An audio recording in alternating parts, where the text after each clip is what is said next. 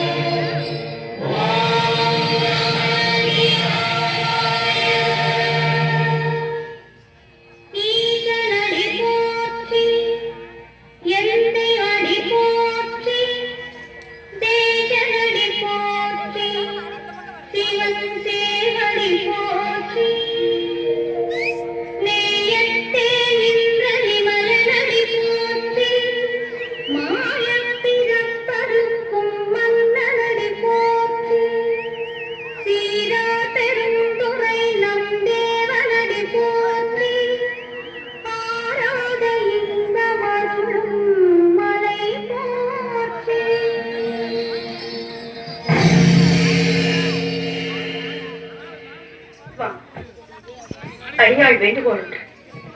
தாங்கள் சென் செய்வித்து என் விண்ணப்பத்திற்கு செவிசாய்க்க வேண்டும்.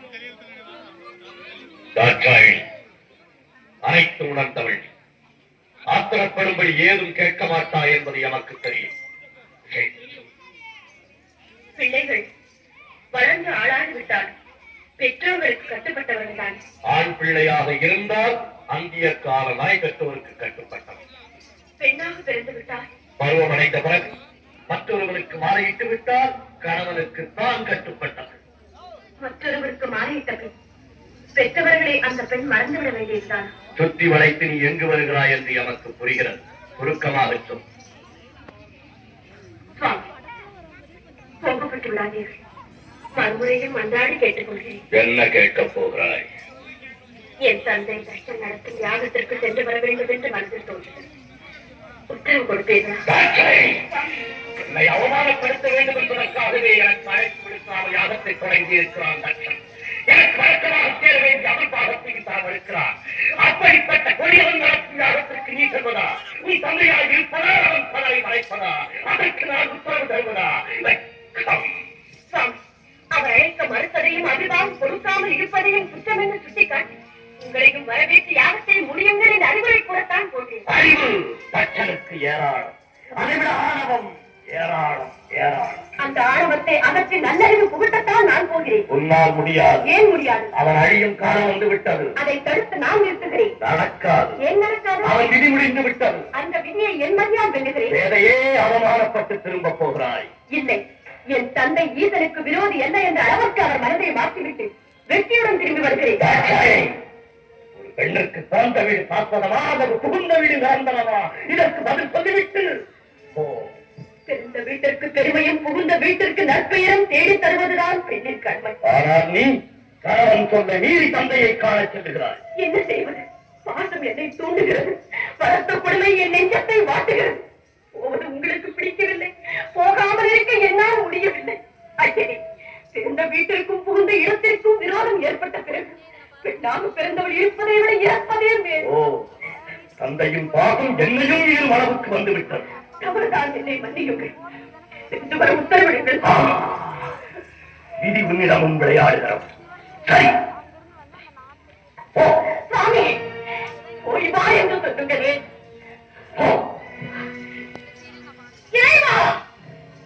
பிரபு, பரப்புரளே,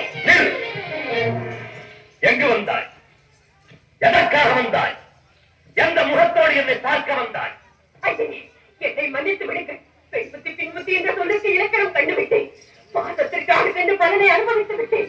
போதும் நாள்பட்டு அனைத்து மருந்து அடியாரை ஏற்றுக்கொள்ளுங்கள். உன்னை இனி நான் ஏற்றுக்கொள்வதா? யார் நீ? நான் யார் என்பதை கூடவா மறந்து விட்டீர்கள்? நினைத்தாலும் நினைவுக்கு வரவில்லை. உங்களையே கடன் என்று நம்பி வந்திருக்கும் என்னை சோதித்து விடாதீர்கள். ஏற்றுக்கொள்ளுங்கள். என் சொல்லை மீறி என் வாயிற்படியை கடந்த போதே என் மனைவி இறந்து விட்டார். என் பண எதிர் தச்சனை மகள் டாக்டராய் தான் இப்போது வந்திருக்கிறார். இல்லை இல்லை, இது ஒரு முறை என்னை தச்சன் மகள் என்று சொல்லாதீர்கள். அவர் எனக்கு தந்தை வந்த நான் அவருக்கு மகள் வந்த என்று ஊரையே சொல்லிவிட்டு அவர் யாகவும் முடியாமல் போகட்டும் என்று தவிர்த்து விட்டு வந்தேன். உற்சாகமாக ஒன்று செய்யார். என்னால் ஏவப்பட்டிருக்கும் வீரபத்திரன் இந்நேரம் தச்சனை பரிவாங்கி யாகத்தையும் அழித்திருப்பார். எப்படியோ தொலையட்டும், என்னை பொறுத்தவரை தவறை உணர்ந்து விட்டேன். மன்னித்தேன் என்று ஒரு வார்த்தை சொல்லுங்கள். மனதால், வாக்கால், காயத்தால், முக்கால் உனக்கு மன்னிப்பே கிடையாது. போக மாட்டேன். உயிரை விட்டாலும் உங்கள் திருவடியில் விடுவேறிட்டது. இந்த இடத்தை விட்டு ஒரு கனவும் என்னால் பிரிந்திருக்க முடியாது. கிடையாது. என்னோடு சேர்ந்து வாழும் பாக்கியம் இனி உனக்கு கிடையாது. சோதித்தது போதும். இனி வேதனையை என்னால் காண முடியாது. ஏற்றுக்கொள்ளுங்கள். பக்தி, நிலைமை மறந்து தக்கன் நகர் என்ற பாகத்தால் தவறு செய்து விட்டாய். இதற்கு தக்க தண்டனை நீ என்னை பிரிந்திருக்க வேண்டியது. தவறு செய்வது மனிதையிலும் மன்னிப்பது தெய்வீக குணம் என்று உலகிற்கே உபதேசம் செய்த தாங்களா இப்படி பேசுகிறீர்கள்? உன் தவறுக்கு மன்னிப்பே கிடையாது. போ. அப்படி விநியோகித்து விடாதீர்கள். என்னை பிரிந்த தனிமையில் இருக்க வேண்டாம். இனி எனக்கு தேவையில்லை. உலகில் இனி நாமே தனித்து எண்ணிக் கொள்வோம். உறுதியாகத்தான் சொல்கிறீர்களா? இறுதியாகவும் சொல்லுகிறேன். எங்கே? என்னை பார்த்து இனியொரு முறை சொல்லுங்கள். உன் முகத்தை பார்க்கவும் தயாரில்லை. ஈசனே, என் துணையின்றி உம்மால் ஒரு காலம் தனித்து இயங்க முடியாது என்பதை நன்றாக நினைவில் வைத்துக் கொள்ளும். சக்தி ஆழத்தால் அழியாதே. சர்வம் சிவமயம். சப்த ரிஷிகள், பூதகணங்கள் மற்றும் உங்கள் சகாக்கள் அனைவரையும் அழைத்து கேளுங்கள். சக்தி சக்தி இல்லையே சிவம் இல்லை என்று தக்க பதில் கூறுவார்கள். வார்த்தைகள் பேசாதே. சிவம் தான் உலகில் சிறந்தது. இல்லை, சக்தி தான் உலகில் உயர்ந்தவள். சிவம் இல்லையே சக்தி இல்லை. சக்தி இல்லையே சிவம் இல்லை. சிவம் தான் பெரிது, சக்தி தான் பெரிது. ஆணுக்கு பெண் அடிமை. அந்நாளையும் பெற்று தருவது பெண்மை. நீ இன்றி நான் உண்டு, நான் இன்று நீர் இல்லை. மாயா.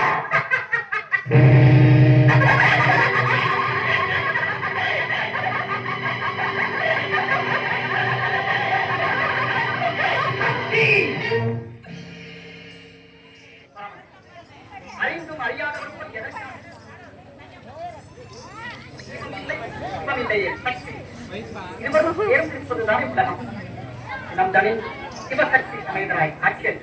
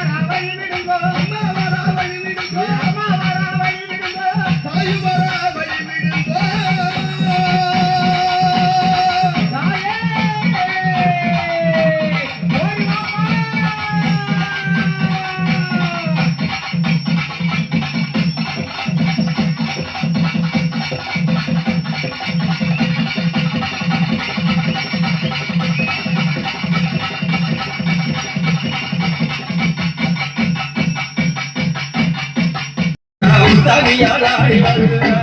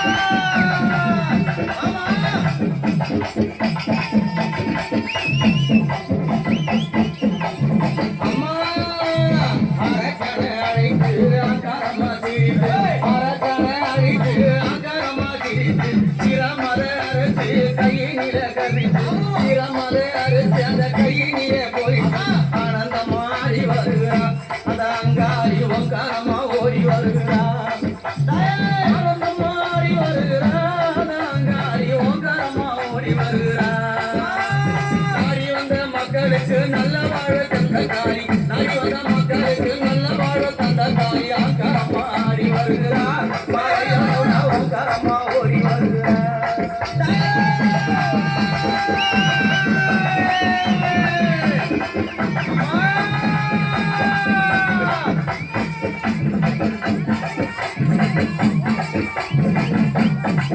நம்ம பைத்த அந்த பகல மாமியார பச்சை போன இருந்தார பத்தினியார் ஆடி வருகிறார் உத்தமியார் ஓடி வருகிறார்